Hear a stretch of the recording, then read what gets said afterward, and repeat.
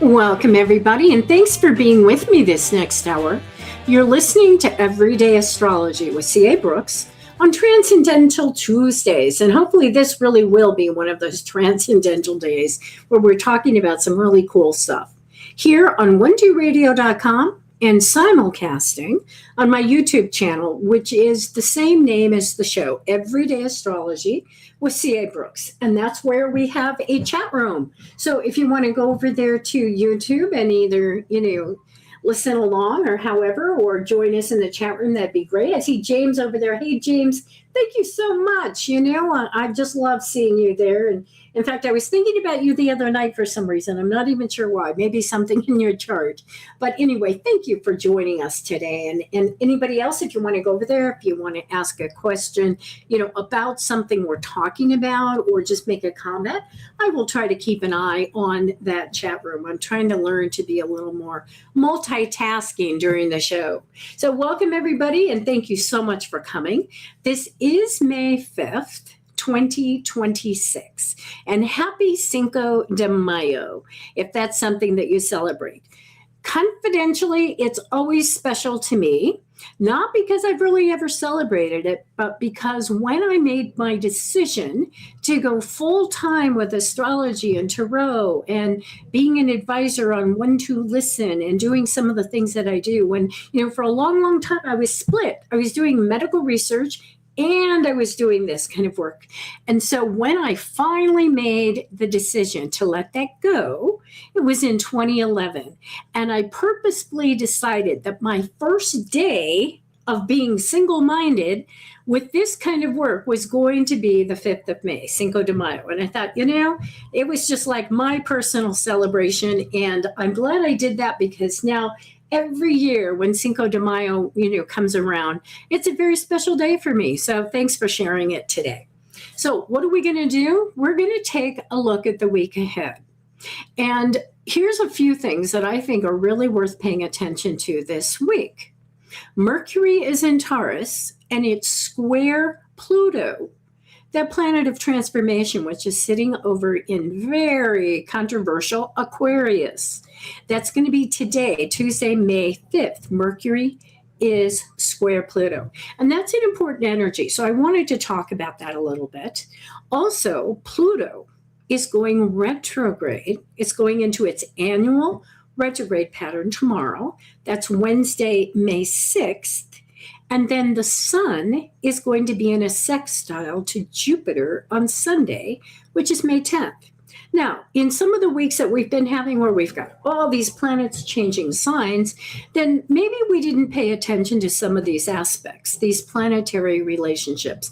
But quite frankly, all three of these this week, these are important things. So I'm glad we kind of had this, maybe I'd say breathing space, so that we can explore some of those kinds of things too. Now, I know last week we talked a lot about Uranus having just moved into Gemini. And I thought I wanted to go further with that because, of course, 1 hour is just never enough for anything like that. But eventually we're going to do it. We're not going to do it today, even though we certainly will be talking about Uranus and Gemini. But we're not going to do maybe that real deep dive. Although, like I said, as I think about what I've got planned, Uranus plays a big part today. But here again, Uranus is going to be in Gemini for 7 years. We got some time. We've got a lot of time to be thinking about and exploring what all that energy is. So, never fear, it's going to come up. And we will highlight Uranus, I think, especially in July and November, because that's when it's going to make perfect trines. Those are harmonizing connections to Pluto and Aquarius. And there again, that doesn't come along very often because those are two planets that what we call them slow movers. And remember, when I say that, the planets aren't necessarily orbiting slowly. It's always an optical illusion. What does it look like to us from planet Earth? It looks like those guys that are way out there, Uranus and Pluto, the ones farthest from the sun, it looks like they are just like inching along, like they're moving so slowly. So I always call them slow movers, but they're not necessarily moving slow. So don't get confused with that. And I see people coming into the chat room. Thank you so much, Leslie and Jane. It's great to see you. And Donna, hey, thank you so much for coming in. And happy Cinco de Mayo to you too. And thanks for being here. So, we never, of course, get to talk about every single thing I'd really love to talk about on this show, about even the week coming up, let alone going any further. So I always encourage you to go over to Mark's Power Peak. That is the online newsletter that you can subscribe to for free. And if you're not a member, if you're not a person who subscribes to that, go to 12listen.com or to 12house.com, and you'll see links in which you can get to the Power Peak, Mark's Power Peak, and then you can also subscribe, and then it'll come to your inbox every single week, every Saturday night. And I encourage you to do that because if you're a person who listens to this show, then you're probably a person who's interested in things, not only astrology, but tarot and I Ching and feng shui and spirituality in general, mysticism. There's articles in there about most of those topics, and it changes every single week. But of course, it also has my article, which is the week ahead. And the week ahead tells you day by day, where's the moon? What's going on out there in the cosmos?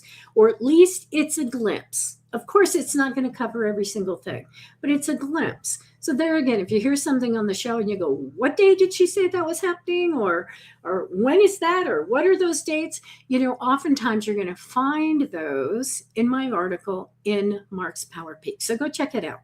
So what we're going to talk about today, we're going to try to get through those three things that I listed. So we're going to start the cosmic dance for this week. And I would say really take just a deep breath, because finally we really can take a little bit of time to catch our breath, I think, because I never really want to say astrologically it's a quiet week, because it rarely is. But on the other hand, in the big scheme of things, this does look like a relatively quiet week because we don't have any of those big moves by the planets, other than maybe Pluto moving into a retrograde. But of course, in any single week, we're going to have a few upsets and attention grabbers and, just a few things here and there. But we're not going to have any of those big moves. And we don't have a new moon or a full moon this week either. We don't have any eclipses. But one of the headlines that we're going to discuss, and we're going to start with it, is Pluto, the planet of, you might say, confrontation, the planet of regeneration. It's moving into its annual retrograde pattern on Wednesday, May 6th. Now, symbolically, it is one of the slow movers. So I want you to appreciate this. It's only going to move. It's at 5 degrees of Aquarius. And when it retrogrades, it's going to retrograde through October 15th, but it's only going to move back 2 degrees. It's only going to get back to 3 degrees of Aquarius. Now, that's really different than some of the other planets that move much more quickly. But as you think about that, think how, in a sense, the gravity of that, it's only going to cover those few degrees, like let's say 3, 4, 5. Right? So I want you to kind of have those numbers in your head. And I want you to think about your natal charts, because if that's interesting to you, you might want to pull out those charts. Do you have any planets that are sitting at 3 or 4 or 5, especially degrees of Aquarius? Do you have any house cusps that are 3, 4, or 5? Now here again, Mo likes to say planets don't punch a time clock. And I've always hung on to that phrase because it's not like we can say, oh, mine is at 6, so this doesn't apply to me. This isn't going on for me. That's not how it works. And here again, if you think of some of these transits like holding your hand towards fire, well, as you move closer and closer and closer, you feel the heat. And eventually, your fingers are probably going to be right there in the fire. But you feel the heat long before the transit is perfect or, perfect in your chart. So there again, I'm not saying if you have something at 21, you should start looking at it, but be very aware if it's in those early degrees of Aquarius, because that's where Pluto is. But also think about it this way. You may be looking at your charts going, well, I don't have any Aquarius at all. Now, you have Aquarius in your chart. You have at least one house in your chart that has a lot of Aquarian energy, because somewhere those 30 degrees of Aquarius are sitting. But what you might see instead is you might say, but I do have a planet. I've got my Venus at 3 degrees of something, or my Mars is sitting at 5 degrees of something. Look for any planets or house cusps at those degrees. And here we're going to talk about some of the relationships, the aspects. Let's say that you're looking at something at 3 to 5 Gemini or Libra. Those are air signs. That means that Aquarius, which is the third air sign, Pluto is going to make what we call a trine. And a trine astrologically is when energy flows totally harmoniously and very powerfully. Now, I will admit a lot of times when you see the trines, I'm not going to say it makes everything easy, but often that isn't necessarily when you see something changing in your life, because it's a flow of energy. But you also might find maybe something that's been difficult, maybe something that's been really challenging for you. It just feels like, oh, what was I getting so upset about? This is a really, really good flow. Or maybe something is really coming to fruition for you because Pluto is now in this perfectly harmonizing connection to something you've got at 3, 4, 5 Gemini or Libra. Now, you might also want to look, do you have anything in Aries or Sagittarius between 3 and 5 degrees? Now, that connection is what's called a sextile.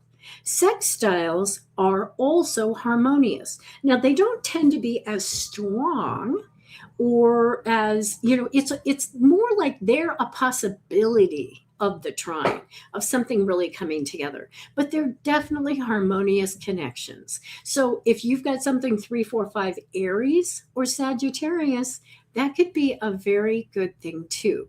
And by the way, if you've been paying attention, what have we got in those early degrees of Aries? We've got the planet Saturn. Now, Neptune actually is the one that's there, because Saturn is also there, but it's already moved on to, I think, like 9 degrees. So it's Neptune that's sitting in those very early degrees of Aries, right? Now, what about if you see that you've got some planets or house cusps between 3 to 5 Taurus or Scorpio? Well, Aquarius is a square to those two signs. So Pluto's sitting in Aquarius. If you've got something in Taurus or Scorpio in those first few degrees, you're going to have a challenge. And by the way, this is where something could go on for you that really becomes a life-changing situation. And I had really debated whether or not I'd talk about this today and decided not to. But I can honestly say in my entire life, if you ask me, like, what were some of the most momentous or life-changing situations, there's one at the top of my list. And that is when Pluto went over my ascendant. So it was right on my ascendant. And of course, because of retrograde motion, it went back and forth multiple times. But at the same time, because of the construction of my chart, Pluto was also square my sun, which is ego. And I'll tell you what, that was at least for a few days, it was one of the worst periods of my life. However, it turned out to be one of the brightest spots of my life, and something that I go back to over and over and over again. It forever changed my life. It really was that transformational process of Pluto. And maybe it took a whole lot of shaking up. It took that kind of dissolving of the ego, saying, you know what? You're not who you think you are, or this life isn't what you think it is. I had to be really, really challenged to get through that outer crust to even consider something else. And there again, sometime I have talked about it on the radio before, and sometime maybe I'll talk about it more in detail. But I want you to know, like, this is kind of like one of those things that I have a real heart connection to, because even though I don't like to think of learning through pain. And by the way, I don't think, Pluto's always pain. But I'm saying in my particular case, because it was the ascendant, which is the mask that we wear, and the sun, which is ego, it was like a total taking down. It was like a destruction of like everything I believed, everything I thought was possible, everything so much of what I thought about myself. So it forever changed my life. It opened myself, it helped open me up to embrace something different and a new way of thinking, and certainly change my entire spiritual path. So that's those kind of squares. Even though we look at those trines and those sextiles, and I'll tell you, I love them. That's what I'm going for. But it's the squares and sometimes the oppositions that are going to make the biggest difference in our lives. So don't be afraid of it. Just, that's going to be an exciting, unbelievable thing in your life. And remember that Pluto is about death and rebirth. It's about the Scorpio, or the Phoenix rising. Well, it is the Scorpio, but it is the Phoenix rising from the ashes. So it's going to make a change in your life that I can't guarantee you're going to love it, but I'm telling you, it's for your benefit. So if you're one of those people, you're looking at Taurus or Scorpio planets in the early degrees, there's something really exciting going on in your life, okay? And it could be an adjustment that, there again, I can certainly point to a couple of days, and it was like the third time that Pluto had gone over my ascendant, the third pass of that kind of energy. But on the other hand, like I said, it was a evolution, took months and months, and it's still going on in some ways. So that's the other thing. As we see Pluto retrograde and go back over those degrees and then come back a third time over those degrees, you too may see that something in your life is unfolding in stages. Now, Leo, if you've got something in the early degrees of Leo, that's an opposition.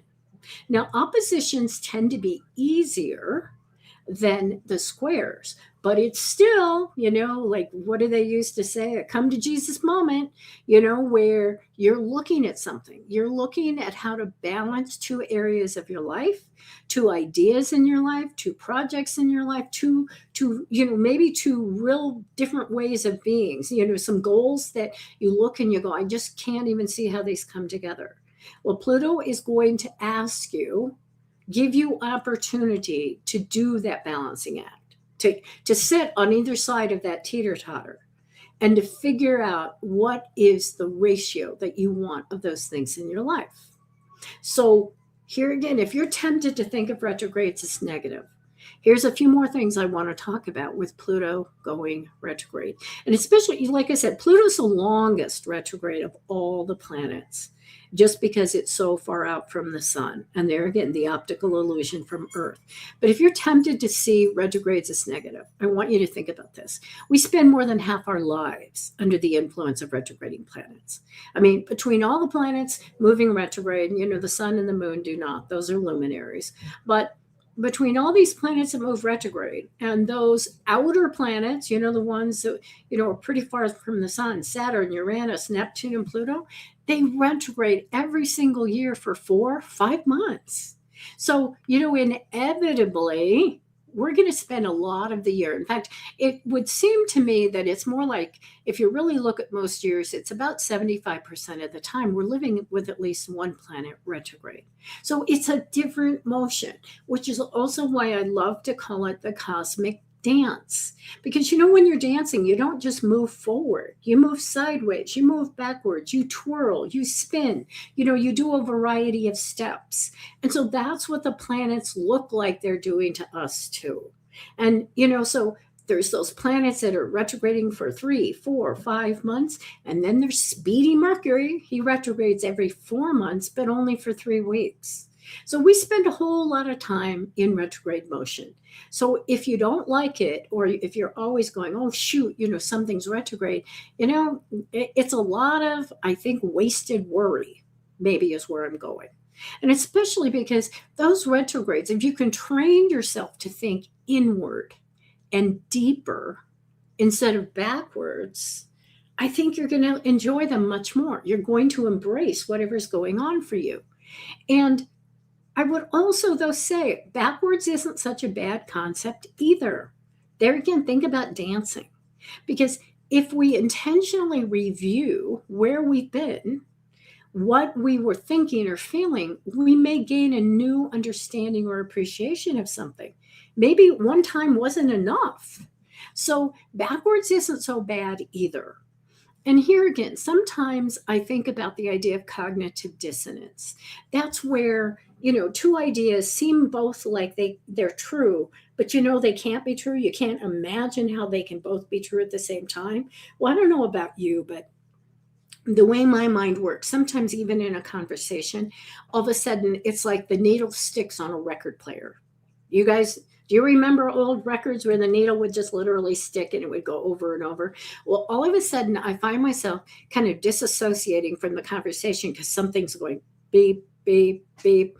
And I've got to kind of stop and go, okay, what was that? And oftentimes it's something that I caught out of the corner of my eye.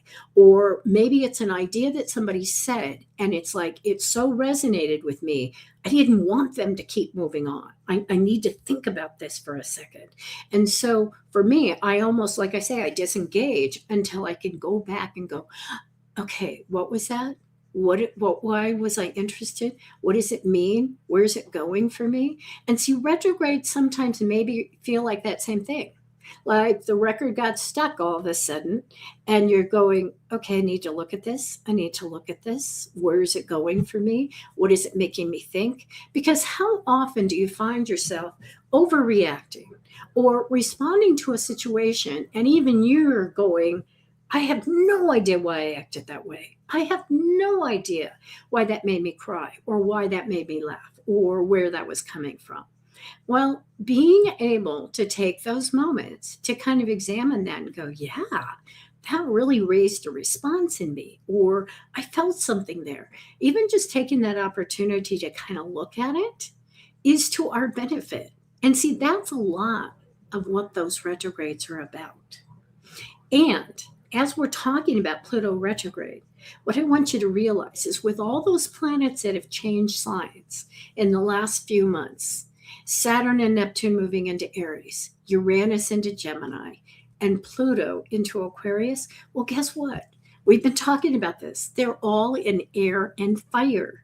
Those are complementary signs.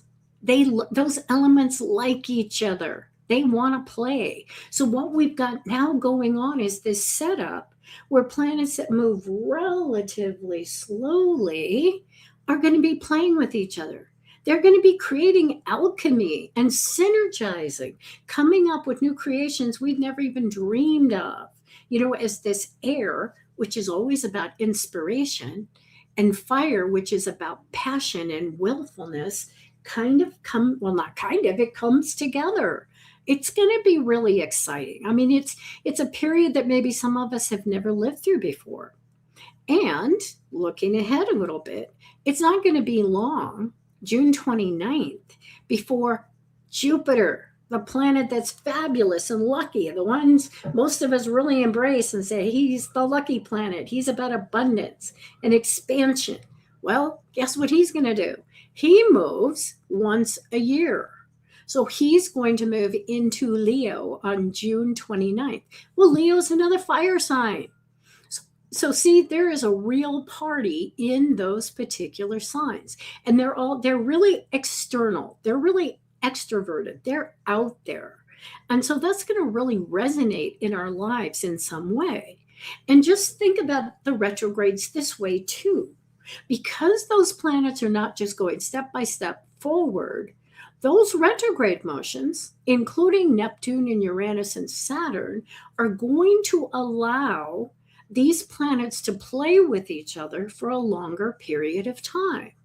Because Pluto retrogrades and Neptune and, like I said, Saturn, and I don't think Saturn ever gets quite back to being in trine to Pluto, but Neptune and Uranus will.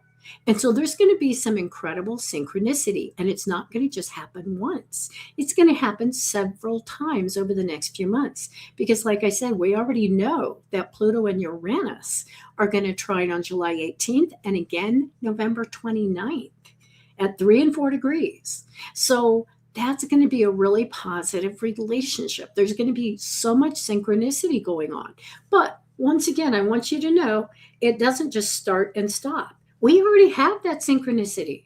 That's already going on.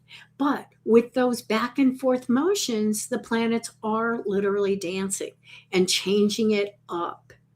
And Pluto's going to make a sextile, which is that also harmonizing thing with Neptune, because see, it's in Aries, it's fire. So that planet of dreams and creativity and transcendence, well, Pluto's going to make a sextile with Neptune on July 25th at 4 degrees. Now, I also hope that you're seeing a pattern here, especially 4 degrees, because you know what? There's going to be a moment, July 20th, 21st, right in there, when Jupiter's going to be at 4 Leo. That's the planet that's gonna move in June. Well, guess what? It's also going to connect at 4 degrees with Neptune, 4 degrees of Aquarius with Pluto, and 4 degrees of Gemini with Uranus. So, like I said, there's a party, and I would encourage you. We'll continue to explore it, but pay attention or mark your calendars for that middle week of July. And there again, it could be July 20th and 21st. That's when the exact, aspects happen, especially with Jupiter. But it's also it's a phase, it's we feel it, it's a bonfire. So we feel the warmth, we feel something going on. And especially if you look at your chart and you go, wow, I do have some things at 3, 4, and 5, I better be paying attention. Then pay attention. All right, just know that it's exciting. And once again, we rarely understand exactly how something is going to work out in our lives. And I'm going to emphasize that. The more we can get into student mind, the learner mind, I don't know, but I'm willing to learn. I'm willing to listen, then the better off we're going to be. So let's talk about Pluto a little bit more in terms of its nature. Because Pluto, and as it retrogrades, what it does is it goes deeper into its nature and deeper into the sign of Aquarius. So Pluto tends to put us in touch with what's hidden desires, motivations, hopes, and dreams. It is the modern ruler of the sign Scorpio. And remember, we always think of Scorpio as mysterious. We're not quite sure what's going on. It's the surgeon, it's the detective, it's operating undercover, so to speak. It is the planet of rebirth, elimination, regeneration, and transformation. And as I said, the phoenix rising from the ashes, the caterpillar becoming the butterfly. Everything hidden and unseen, the unconscious. It's about sexuality. And by the way, the idea of something that's forbidden or something that's taboo, and addictions and obsession. But here's the one I want you to think about. It's about restoring what is sacred in our lives. Now, we decide what's sacred, we decide what's special. But if you just study history and look at things that are taboo, things that are considered in style, out of style, okay, not okay. Well, those change with the decades, they change with people's belief systems. And so, restoring the sacred is a process of Pluto. It's a process that belongs to Scorpio, and it's an important one. And there again, maybe I don't have any good examples, but I want you to just kind of put that in your head about what it means to restore the sacred in your life. Because that's one of the things that can happen, especially with Pluto moving retrograde. But also, it's Pluto all the time. And maybe we do want to pull some things out of the trash, so to speak. We want to resurrect something. We want something to be the caterpillar that becomes the butterfly, the phoenix rising from the ashes, reclaiming the sacred. And we do that in so many different ways in our lives. And so it's not like you all of a sudden say, okay, that's my job title. It's what we do every single day. Maybe you do it as a school teacher. Maybe you do it as a cashier in a store. Maybe it's talking to a stranger that you're able to somehow Reach in and touch something, reclaim the sacredness. Maybe it's the sacredness of just connecting, looking out. I always think of the movie Avatar for that line of I see you, because I think that's one of the things that goes on, especially in a modern world, but I think it's always gone on, which is people don't feel seen. They don't feel appreciated. They feel invisible.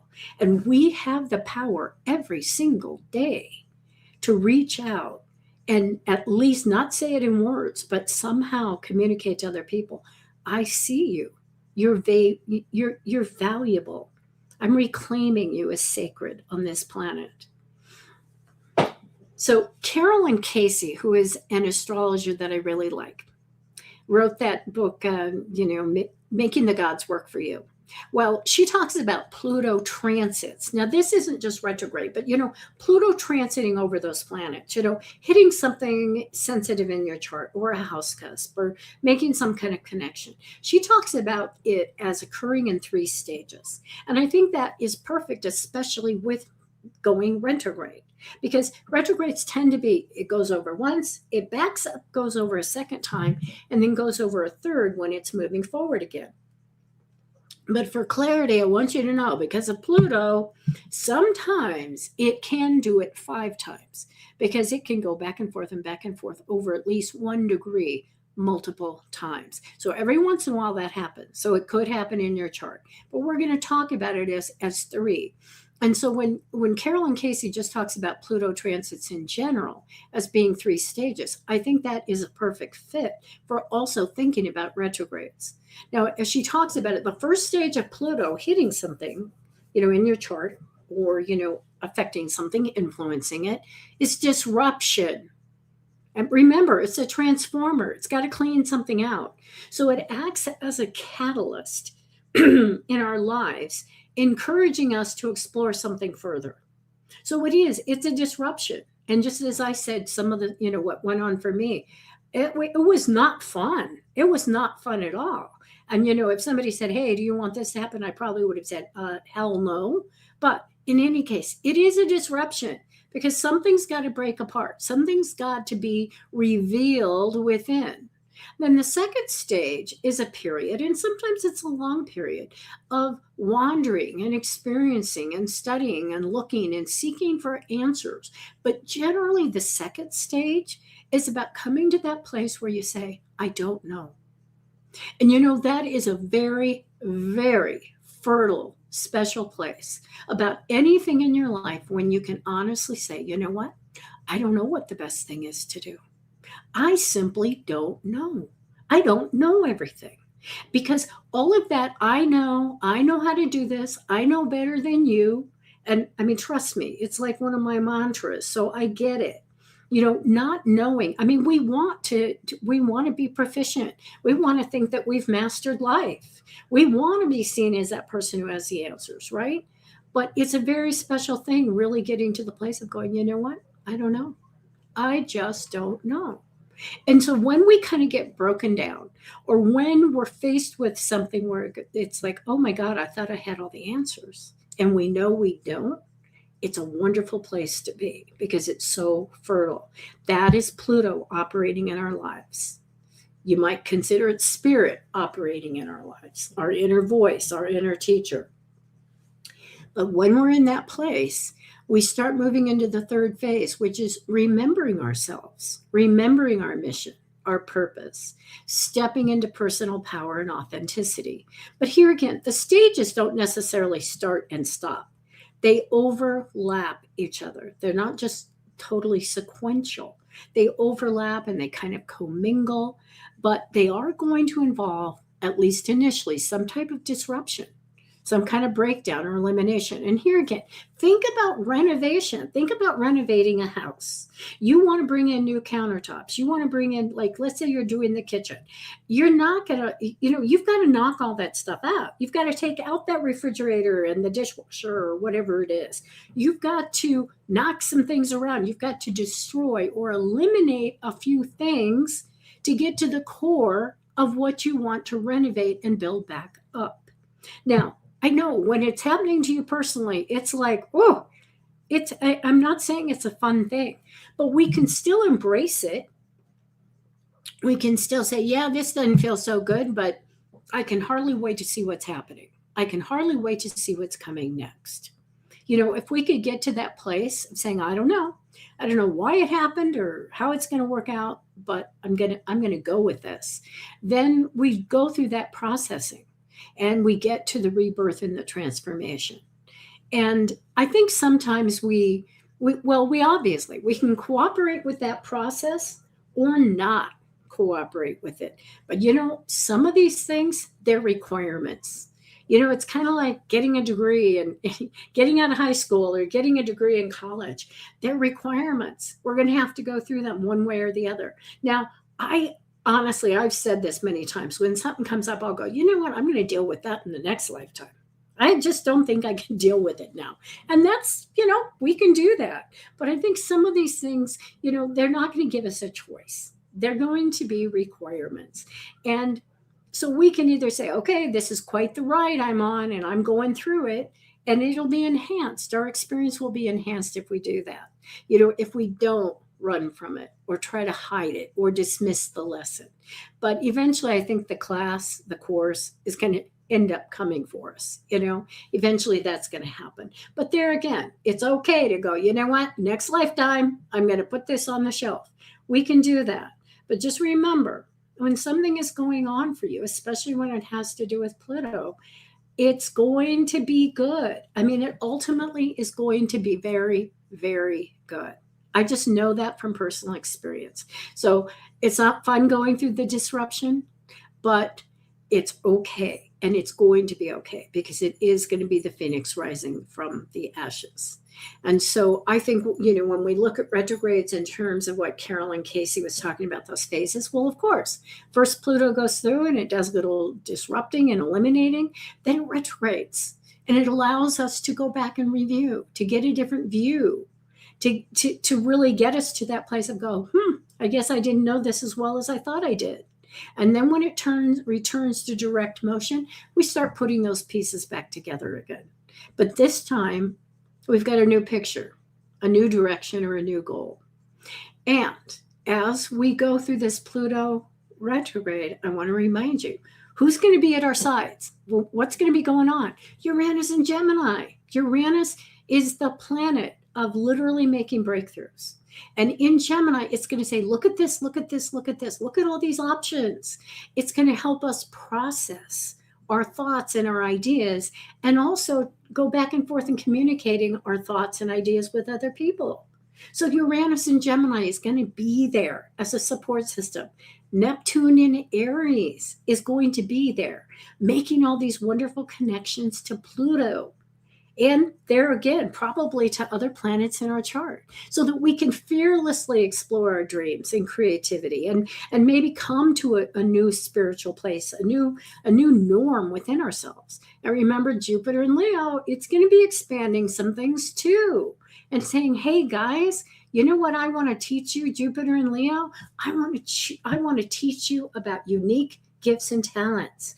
I want to teach you to just put yourself out there and to love what you're doing, to enjoy it and say, this is me.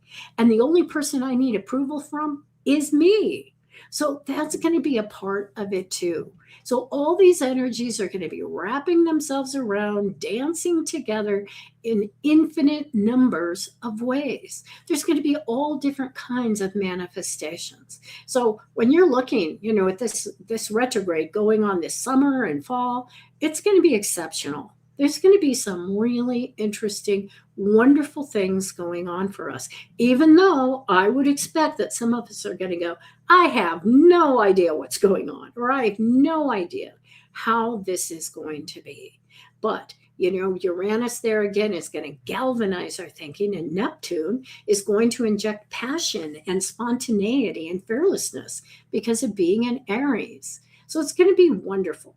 Now, one thing I was thinking is that, as I look at this and I think about Pluto and Aquarius in general, Aquarius is a sign of social reform. It's humanitarian. It's altruistic. It's about progress. And so, what is it going to look like And, where are we going to go with this? And I found a quote from Alan Alda, and he has like an incredible number of planets, 4 or 5 planets retrograde, including, in fact, he's got Mercury, Neptune, Pluto, and Chiron retrograde in his chart. And he has a quote that says, "What then are you doing if not creating a better place together?" I think for me, the key has to be, what do I want to create? What is it I want to leave behind? Now, that's his quote, Alan Alda. But when I saw that, I thought, that just kind of puts it in a nutshell. When I think about Pluto retrograde, and asking ourselves, what do I most want to change?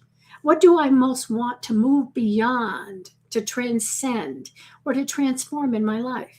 But I would also say, don't get hung up on the answer. Don't be just racking your brain about this, but just be open and realize something. You've got all this cosmic energy. And there again, the planets don't make us do anything. But what they do is they resonate, or they send back to us a picture of what we're thinking, of what's going on. It's a reflection of consciousness. So there again, don't rack your brains about this, but just go, what is coming to me? What am I dreaming about? Literally, what are the things that are just kind of coming to me?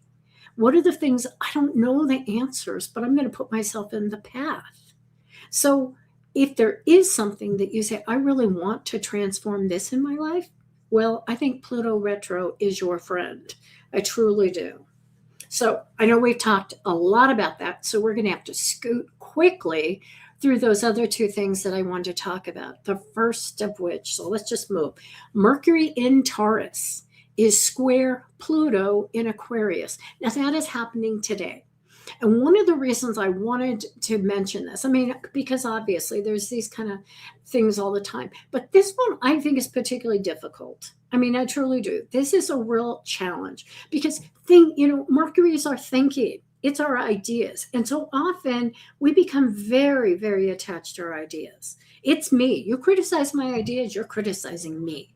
It's hard for me to separate that, right? So this is a very intense energy. And of course, it really is going on today. It doesn't mean that it's going to be there the rest of the week. But I just want you to be aware of it because it's very intense. It's very subjective. People can be very stubborn and opinionated. And also a word that you might associate with this is arrogance and being very sensitive to criticism. Maybe people are being fearful, secretive, suspicious. We have major trust issues. Maybe we're impatient. And maybe there's somebody in your life, maybe it's you, using words intentionally to control or manipulate others. So I want you to just mostly be aware of this energy. It's also very intuitive, and it gives us the ability to speak very powerfully. Because, man, we're attaching some energy to those words or to those communications that are going out today. But think about it. Pluto's in Aquarius, rebellious and progressive. It wants to disrupt and create some change. And Mercury is sitting in very traditional Taurus. It says, I want to stick to the familiar, the status quo. I don't want to do or say anything fast or unnecessary. So you've got quite this combination of these 2 planets squaring each other. So, I just want you to be aware of that. Whatever you've got on your agenda for the rest of the day, for the afternoon, remember that this energy can be very intense. And if you are part of a negotiation, like let's say you have an important meeting, the way I wrote it in the Power Peak, I said, if you're in a courtroom or a boardroom, or a parent-teacher conference, or a political or community meeting, don't go in unprepared because other people won't. They're going to be ready with their words. They're going to be ready with something. They're passionate. But the best thing I think we can do is to minimize the passion. Try to distance ourselves somewhat from all that emotional expression. Rely on what your rational mind, your experience, what you've researched, know what you think and why. And also, personal and casual conversations are not immune. This isn't just going to be a professional kind of thing going on. But once again, just be aware because people they may even be driving faster or driving with more emotion. Their mind isn't where they are. They're just like off someplace. Um, and people are likely to be domineering and controlling. So just back off. Maybe just watch it. Maybe just enjoy it like it's a movie, you know? But approach interactions with a commitment to be honest. And as much as possible, try to be transparent about what your intentions and your motivations are. But here again, you may just stay home, read a book. I don't know. But it's just one of those things. It's one of those aspects that always sticks out in my mind, that Mercury square Pluto. And one of the reasons is because of several people in my life who have had that. And man, you just don't forget conversations with those people. Let me put it that way. And that probably is a factor in my life too, right? I mean, I don't have that connection, but I'm just saying there's a reason I drew those people into my life. But man, I don't forget them. And I always think in terms of intense communicators who are likely to be very contrary, that Mercury square Pluto. But I don't want to set you up for, an argument either. But just be aware that it's going on. And if nothing else, just think about it. People are passionately attached to their own opinions and to their thinking. And it's going to be hard for them to distance themselves from any kind of criticism. But it also, if you think about it this way, that square always means change. So it could be you will hear something today, a message will come to you that will just totally change your life. So that's one of the positive things, very intuitive, and it could really change the direction of something, but only if you're open. Because if you're being defensive and going, I'm not going there, well, maybe you're not even going to hear it. So think about that too. Then the other thing I wanted to bring up, because this is an equally wonderful kind of relationship between planets, is that on Sunday, which is Mother's Day, the sun is going to be sextile Jupiter. That's going to be a harmonious connection. However, one thing I'll be honest about, as I looked at Mother's Day, I thought, ooh, the morning and the afternoon, a little touchy stuff going on. And, I just say it's a bit bumpy. So there was a part of me that says, okay, I'm not gonna go to breakfast or brunch or try to do any kind of celebration early in the day, because I think it's just too bumpy, at least for me. And so know that kind of stuff is going on. Now, I know you can't necessarily change your plans, because some people, they've got they've got that reservation at the great restaurant, or, they've already figured out what they're doing for Mother's Day and got it all laid out. But if you do, just remember, we start the day actually with the moon in Aquarius. And that particular moon is kind of prone to feeling like an outsider. And so if you start the day or the early morning with, people just feeling like you don't see me, you don't appreciate me, you don't love me, and they may not even be saying that, but it may be what they're feeling. So if you just got to tuck that away in your mind, just know that that's what's going on, it might help. But then mid-morning is when the moon scoots into Pisces.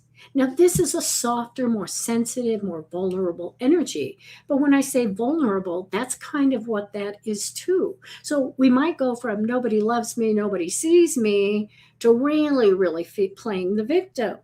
So even though I think ultimately that moon can be really wonderful because one of its strong suits is empathy, but it could be that some people are going to take that kind of downturn of, oh, poor me, poor me. So what I would offer is something that you find in a number of spiritualities and belief systems, which is be kind. Everyone is fighting their own hard battles.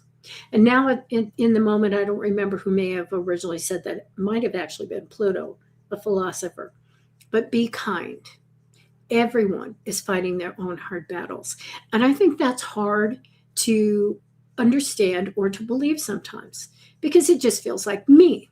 Nobody knows what's going on with me.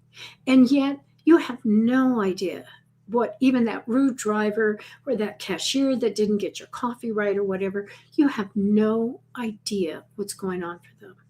I remember one time a wait person came to my table and just burst out crying.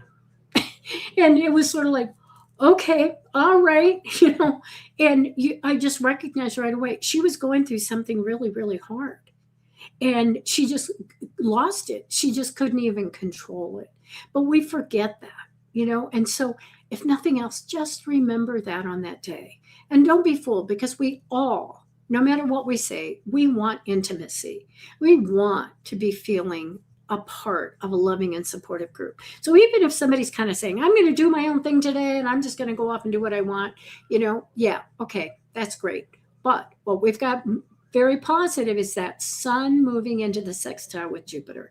And that is cheerful and lucky and intuitive. And it's where we feel protected and blessed. So as the day goes on, there's going to be a sense of more kindness and compassion and tolerance. It's a very, very positive energy. And in fact, for some of us, you may not even notice some of the other stuff at all, because that energy is so strong and so positive. So just go there with it, okay? All right. So we're going to wrap the show. And coming up next, we've got some good stuff. Mercury's going to make a move a week from now. And so we will be talking about that. And of course, we'll have a new moon. So we've got some of those changes that I was talking about earlier. All right, everybody. Thank you so much for being here. Thanks to the listeners and everybody in the chat room over on YouTube. I so appreciate that. And I've been looking at your comments and just saying, hey, thank you for being here. Thanks to our producer, Serena. Stay tuned, because up next is Empowerment with Kelly Whetstone. You can find her on 12radio.com and also on her YouTube channel, Empowerment with Kelly. Now, for the quote of the week, last week I mentioned a writer, a freelance writer, who used to be a lawyer, retired early at the age of 41, and then moved his family to Portugal and really reinvented himself. And I told you he had written an article, and I just kind of stumbled across it. But I thought it's still so apt for what's going on for us. I think it's appropriate for Pluto retrograde. And generally, I'm thinking about Uranus and Gemini. So I told you he made the comment, uncertainty is an opportunity, not an obstacle. But I wanted to say a couple more lines that I stole from that article, because I think here again, there's something to keep in mind about what we're going through. And he said, he's talking about that idea of quitting their jobs, and he and his wife, and just moving to another country. And he said, most people think early retirement is about not working anymore, but it's about redefining your identity without a roadmap. And I love that. So whatever we're going through with Pluto retro or some of these other things, going on, it's about redefining our identity without a roadmap. So yeah, we go through that thing with Pluto, and it breaks some stuff down. And now we're on an adventure. And he also said it was disorienting at first, but the uncertainty became our motivation to grow, learn, and build a fulfilling life from scratch. So those are words from Alex Trias, and I hope that kind of gets you going and makes you think about a few things. This is CA signing out. You can find me for personal sessions on 12listen.com. Please feel free to request a schedule call at a time that's good for you. You've been listening to Everyday Astrology with CA Brooks on 12 Radio and streaming on YouTube, where we are changing the way we listen to Pluto.